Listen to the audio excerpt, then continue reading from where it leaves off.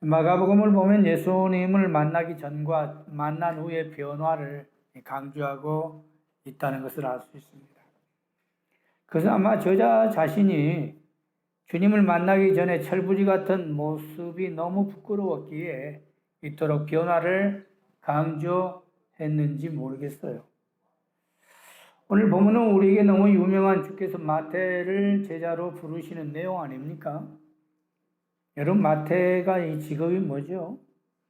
정말 죄인 중에 죄인인 세리.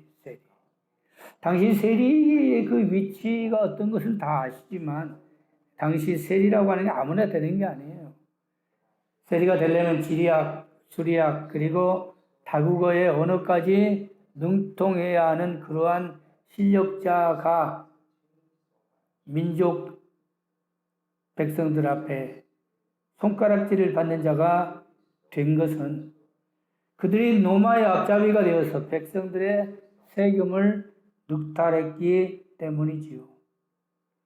그래서 유대 사회에서는 그런 그들을 로마의 청부업자로 여겨서 유대의 회당에도 들어오지 못하게 했고 또 재판정의 증인으로도 인정치 않았다고 하는 것입니다. 그래서 세리를 당시에 유대 사회에서는 죄인 중에 죄인, 이 대명사가 돼버린 거예요. 근데 여러분 생각해 보십시오. 그런 세리가 메시아의 주님의 제자가 되었다는 것, 상상할 수 없는 일이요. 잘나고 똑똑한 사람이 제자가 되는 게 아니라 죄인 중에 죄인이라고 손가락질 받는 세리가 주님의 제자가 되었다는 것은 얼마나 사회적인 충격이겠느냐는 거예요. 그뿐입니까? 16절 말씀해 보시면 메시아이신 주님께서 이런 죄인들과 함께 식사를 했다고 하는 것 자체가 유대 사회의 크나큰 이슈거리였다 하는 것이. 그래서 오늘 본문 말씀 마가복음 2장 13절에서 17절 말씀을 통하여 특별히 17절을 주제로 주님이 오신 목적이란 제목을 함께 은혜를 받고자 하는 것입니다.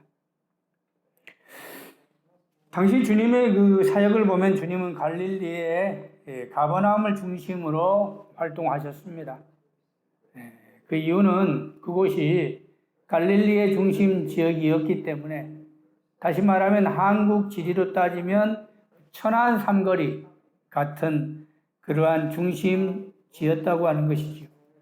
그러다 보니까 산업이 발달되었고 그리고 또 어업과 상업이 팽배했기에 로마는 그곳에 세관을 두어서 세리로 하여금 출장을 다니면서 세금을 늑탈했다고 하는 것이지요.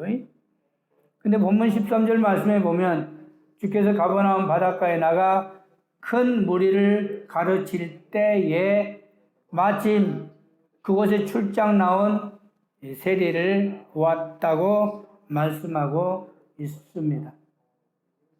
여기서 보았다는 말씀을 봅시다. 예수께서 다시 바닷가에 나가심에 큰 무리가 나왔거늘 예수께서 그들을 가르치시니라. 또 지나가시다가 알페오의 아들 레위가 세관에 앉아 있는 것을 보셨다.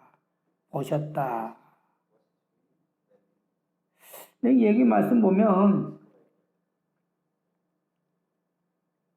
이 보았다고 하는 이 단어가 참 중요한 단어입니다. 헬라의 원문에 보니까 이든이라고 나와 있네요. 그 이든이라고 하는 이 단어는 그냥 목적 없이 바라보는 게 아니라 목적을 두고 바라보았다는 거예요. 목적을 두고.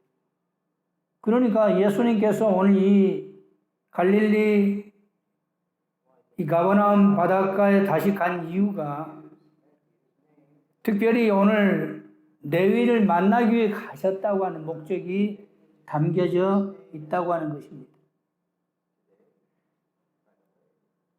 그래서 14절 말씀에 보면 알페오의 아들 레위라고 하는 그 가족 관계를 자세하게 설명하면서 그를 보았다고 강조하고 있다고 하는 것이겠지요.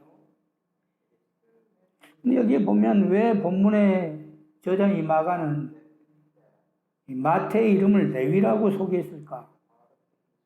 마태복음의 9장에 보면 마태 자신이 자신에 대한 소개할 때는 마태라고 소개했어요. 근데 오늘 본문의 말씀 보면 이 마태를 마태라고 하지 아니하고 그의 본명 레위로 소개했다는 겁니다. 무슨 의도로 이렇게 레위라는 이름을 그가 밝히면서 레위를 소개했을까? 마태의 그 이름은 원래 이름이 레위입니다. 히브리의 이름인데 그의 가족관계를 보면 그의 아버지 알페오라고 하는 것을 통해서 레위라고 하는 그 이름의 본 이름과 그리고 그의 아버지 알페오라고 하는 그 심정을 대변하고 싶었다는 말씀이에요. 여러분 생각해 보십시오. 마태라고 하면 많은 사람이 의미 없이 듣기지만 레위라고 하는 이름은 딱 들어보면 여러분 당시의 시대에는 레위라는 이름을 아무나 짓는 게 아닙니다. 레위라는 이름은 특별한 이름이에요. 그리고 이 알페오의 아들 레위라고 했다면 이 알페오라고 하는 그 인물이 누구인지는 모르지만 그 알페오가 아들의 이름을 레위라고 지었던 그 의도가 무엇겠느냐는 거예요. 여러분 레위 지파의 조상인 레위가 어떤 자입니까? 그는 용맹스럽고 충성스러운 자로 그런 그를 하나님께서는 자신의 종으로 이스라엘의 영적 장자로 사용했던 분입니다. 그래서 레위라는 이름은 민족을 지도하는 영적 지도자요 존경받는 이름이 레위라고 하는 거예요. 그런데 그런 레위가 성전이 아닌 세관에 앉아 백성들의 돈을 늑탈하는 앞잡이가 되었다는 거예요. 이 말씀을 깊이 묵상해 보면 레위의 그 마음속 깊이 우러나오는 고뇌와 슬픔, 그리고 당시의 시대적인 민족의 상황, 그것을 통하여 주님이 그것을 보셨다고 하는 것을 강조하는 말씀이 오늘 마가가 소개하고자 하는, 강조하고자 하는 의미라는 것이죠. 슬픈 현실, 그리고 백성들의 돈을 늑탈할 수밖에 없는 레위의 그 심정. 그래서 마가는 이런 레위의 고민을 세관에 앉았다고 하는 단어를 통해서 주님이 오신 목적을 분명히 알리고자 했다고 하는 것입니다. 그렇습니다. 주님이 오신 목적은 무엇 때문에 오셨을까? 17절 말씀에 예수께서 이렇게 말씀합니다. 건강한 자에게는 의사가 쓸데없고 병든 자에게라야 쓸데있느니라. 나이는 의인을 부르러 온 것이 아니요 죄인을 부르러 왔노라 하신 것처럼 오늘 죄인 중에 죄인인 세리에게 나를 따르라 하는 이 말씀은 정말 중요한 주님이 오신 목적을 말씀하고 있다는 것을 알아야 한다는 것입니다. 그렇습니다. 지금 우리들이 주님이 우리를 찾아오셔서 하나님의 백성으로 삼으신 것을 생각하면 얼마나 감사한 일인가. 바로 이러한 내용이 오늘 본문 전체의 내용이라고 하는 것입니다. 그렇다면 오늘 이 본문이 우리에게 주는 교훈이 도대체 무엇일까? 첫 번째, 오늘 말씀을 보면서 저는 이 레위의 결단에 참 감동을 받았습니다. 본문 14절 말씀 보십시오. 주님이 나를 따르라 할 때 즉시 일어나 따랐다고 말씀하고 있지 않습니까?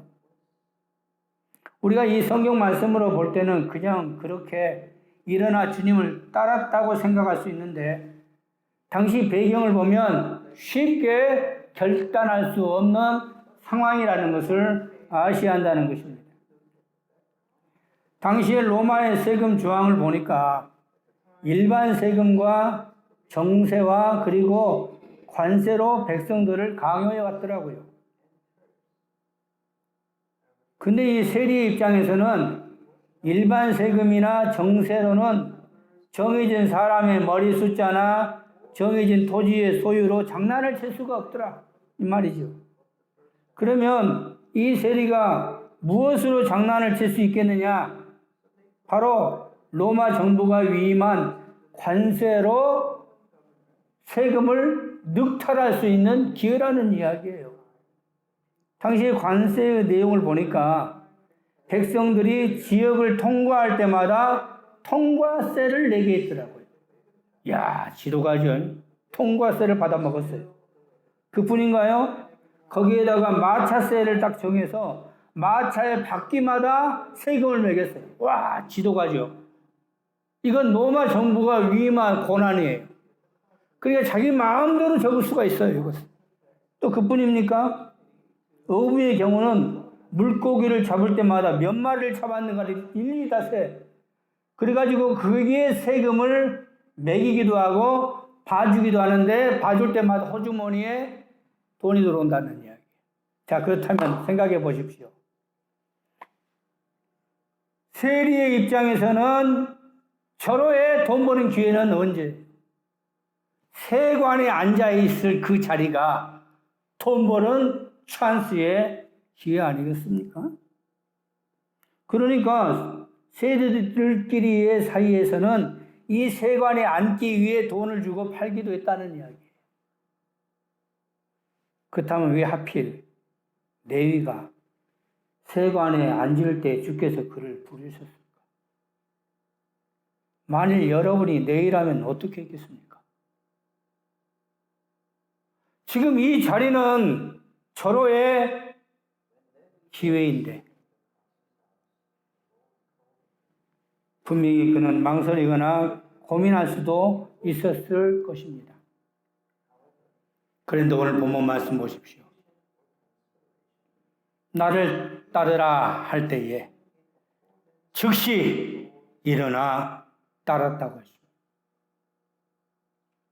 돈보다도 주의 복음을 택한 레위의 모습, 그의 결단. 그래서 마가는 이런 레위를 강조했다고 한다면 오늘날 우리가 믿음 생활하는, 교회 생활하는 우리의 모습은 어떤 모습일까요? 주님이 주신 사명은 돈보다도 더 귀할진데 뭐니 해도 머니가 최고인 이 시대에 우리가 혹시 돈 때문에 우리의 믿음 생활을 지금 저울질하고 있지는 않을까? 망설이고 있지는 않는가? 한번 깊이 생각하면서 오늘 마태의 결단에 우리가 본받는 우리 자신들 되기를 주님의 이름으로 기도합니다.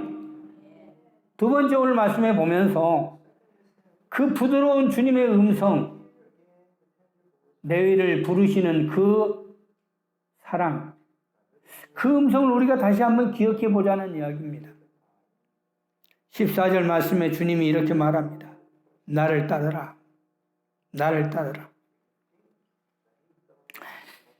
주님이 레위에게 지금 다가가시는 거예요. 여러분, 레위 입장에서 보면 본문에 나와 있지는 않지만 제가 심리를 한번 생각해 봤어요. 지금 세관에 앉아가지고 이렇게 지금 세금을 지금 늑탈하고 있는 그 때에 주님이 자기를 딱 봤습니다. 그럼 여러분 양심이 찔리겠어, 안 찔리겠어? 내 입장에서는 양심이 찔릴 거 아니에요. 받아 처먹고 있는데. 여러분 레위라고 안 처먹었겠어요? 레위라고도 여러분 레위니까 안 처먹겠다 아니요. 그 자리가 처먹을 수밖에 없지 않습니까?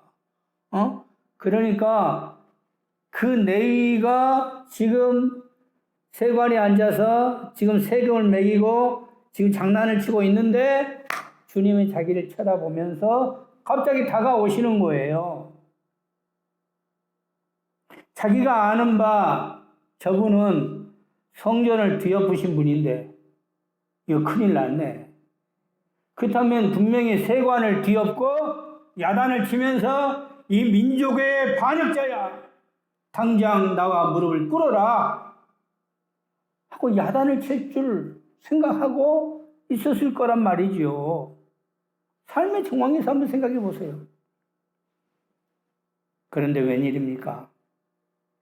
불안에 떨고 있는 자신을 바라보시고 부드럽고 단호한 음성으로 나를 따르라 할 때에 그 주님의 그 명령에 무릎을 꿇고 엎드리는 오늘 레위를 한번 생각해 봅시다. 오늘 레위도 주님의 말씀에 주님의 부드러운 음성이 그의 심정을 울렸듯이 우리가 지금까지 주님을 만났을 때 그 주님의 그 부드러운 음성이 얼마나 여러분을 감싸셨나요? 좌절하고 낙담에 빠졌을 때 주님이 여러분에게 다가와서 여러분 안아주시면서 여러분을 부르셨던 그 음성, 혹시 지금 그 음성을 잊고 살고 있지는 않습니까? 오늘도 우리를 지켜보시는 주님께서 나를 따르라 외쳤던 그 주님의 부드러운 음성처럼 여러분을 오늘도 주님께서 바라보시고 나를 따르라 하신 것처럼 부르고 계시지는 않는지 주의 음성을 기억하는 주의 음성을 다시 한번 우리가 되새겨보는 여러분 되시기를 주님의 이름으로 기도합니다. 예수가 우리를 부르는 소리는 부드럽다고 그랬습니다. 문 앞에 나와서 사면을 보며 우리를 기다리신다고 했습니다. 오라 오라 방황치 말고 오라. 죄 있는 자들아 이리로 오라. 주 예수 앞에 오라. 찬송가 528장을 우리가 부를 때마다 한편은 주님의 음성을 생각해 봐요. 주님이 저를 부르셨을 때 그 음성은 참 저에게 눈물이었고 감동이었고 평안이었듯이 오늘 내일을 부르시는 그 음성 여러분도 들으시기를 주님의 이름으로 기도합니다. 그리고 주님이 하신 말씀은 무엇입니까? 내가 온 목적은 의인이 아닌 죄인을 부르러 왔다는 말씀은 오늘 레위 입장에서는 이 말씀이 귀에 쟁쟁했을 거예요. 내가 온 목적은 의인을 부르러 온 게 아니라 죄인을 부르러 왔노라는 이 말씀에 죄인인 세리 레위의 마음이 감동이 컸을 것입니다. 그래서 아마 이 말씀에 그가 주님을 따르겠다는 결단이 있었던 것 같습니다. 얼마나 감사했는지 말씀 보세요. 15절 보면 자기 집에 초청을 해요. 15절 봅시다. 그의 집에 앉아 잡수실 때 이 초청을 받으신 거죠. 너무 감사해서. 그런데 그때 그 세리 그룹들이 모여왔던 거예요. 세리와 죄인들이 예수와 그의 제자들과 함께 앉았으니 아마 이 모임은 정말 눈물의 감동의 모임이었던 것 같아요. 세리인 레위가 주님께 초청을 받고 주님께 콜링을 받고 너무 감동스러워 주님을 식사 자리에 초대하자. 그 소식을 들은 같은 동료들, 같은 동지를 가지고 있던 그 세리들이 몰려왔다고 하는 것입니다. 그동안 이들은 어떤 삶을 살았습니까? 멸시와 천대를 받으면서 손가락질을 받으면서 살아왔던 그들에게 주님은 친구가 되어 주시면서 그들을 안아 주셨기에 아마 이 모임은 눈물이 터져 나오는 감동의 눈물이었는지도 모르겠습니다. 오늘 주님이 여러분을 부르는 그 주님의 음성, 그리고 여러분을 감싸며 여러분의 상처를 안아주셨던 주님의 그 사랑을 오늘 주님과 함께했던 많은 죄인들의 이 모임에, 이 회중의 이 자리에 있었던 것처럼 우리 자신들 다시 한번 깊이 한번 주님의 그 사랑을 느끼는 여러분 되시기를 주님의 이름으로 기도합니다. 근데 그런 모습을 바라보면서 박수를 치고 정말 나도 은혜스럽다 해야 하는데 시기하는 자가 있더라 이 말이에요. 16절 말씀 보십시오. 바리새인의 서기관들이 하나도 아니죠. 이 바리새인 중에 이제 서기관들이 예수께서 죄인 및 세리들과 함께 잡수시는 것을 보고 그의 제자들에게 이르되 어찌하여 세리 및 죄인들과 함께 먹는가? 참 이 바리새인들이 문제야. 참 바리새인들 우리 계속 보면서 정말 이 바리새인들이 생각이 이 고정관념이 잘못되어 있어. 여러분 바리새인을 주님 뭐라고 말했습니까? 마귀의 앞잡이라고 했어요. 독사의 자식들이라고 그랬어요. 어디가 하면 그랬겠습니까? 정말 오늘 주님을 비방하는 그 모습 보세요. 세례를 감싸며 안아주시는 그 주님의 따스한 모습을 바라보고 왜 죄인들과 함께 식사하느냐 말이야. 어찌하여 네 스승은 세리들과 죄인들과 함께 하느냐고 정죄하고 있는 모습. 오늘날 우리가 신앙생활하면서 정말 바리새인과 같이 되지 않기를, 알면 얼마나 안다고 아는 걸 가지고 떠버리면서 말이에요. 자기는 의인인 척. 우리가 그러한 자리에 앉지 않도록 정말 주님 앞에 두 손 들고 나아가는 그러한 자리 우리가 되어야 할 줄 압니다. 근데 그걸 주님이 아셨다는 이야기죠. 17절 말씀. 예수께서 들으시고 참 귀도 밝으시죠. 그들에게 이르시되 건강한 자에게는 의사가 쓸데없고 병든 자에게라야 쓸데 있다는 말씀을 하시면서 나는 의인을 부르러 온 것이 아니고 죄인을 부르러 왔다. 오늘 이 말씀 보면서 저는 그런 생각해 봤어요. 병자와 죄인은 바로 나구나. 우리가 어떤 병에 걸렸든지 영적인 가운데 병이 들 수 있지만 정말 죄 가운데 있는 우리의 모습을 주님이 보시고 나를 찾아오신 것은 아닌가. 여러분 찾아가신 주님이 여러분의 무엇을 보고 찾아가셨을까요? 잘나고 똑똑한 것 보고 찾아가셨습니까? 나의 죄 가운데 죄성 그리고 나의 연약함을 바라보시고 주님이 여러분을 감싸 주시는 줄 믿습니다. 주님이 오신 목적은 의인을 부르러 온 게 아니에요. 교회는 모두가 다 병든 자들, 모두가 다 죄인들이 있는 자들.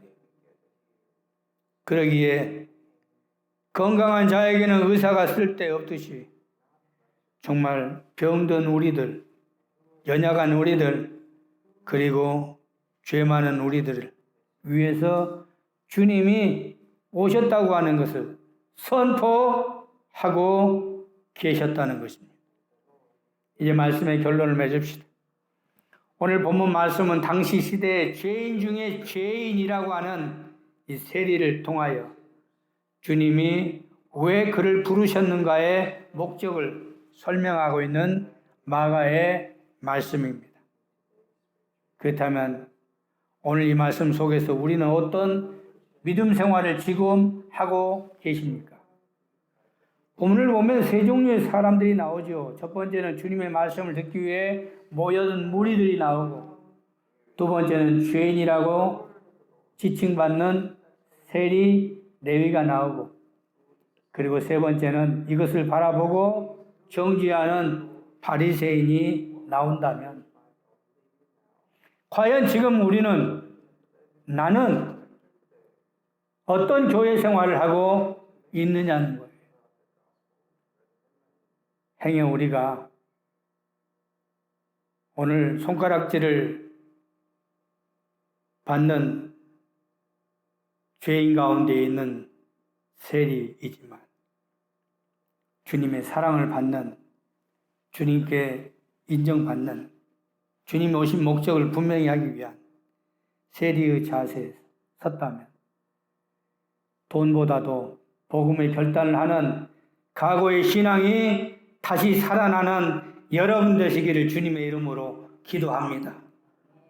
그런데 행여 오늘 바리새인과 같이 그러한 자세에 우리가 있다면 정말 이 말씀 보면서 나는 그러한 부분이 없는지, 그러한 교회 생활하고 있지 않는지 돌이키면서 우리 자신 참여하는, 깊이 돌아보는 그러한 말씀으로 우리가 다시 결단하고 주님께 바로서 나가는 우리 모두가 되기를 주님의 이름으로 기도합니다.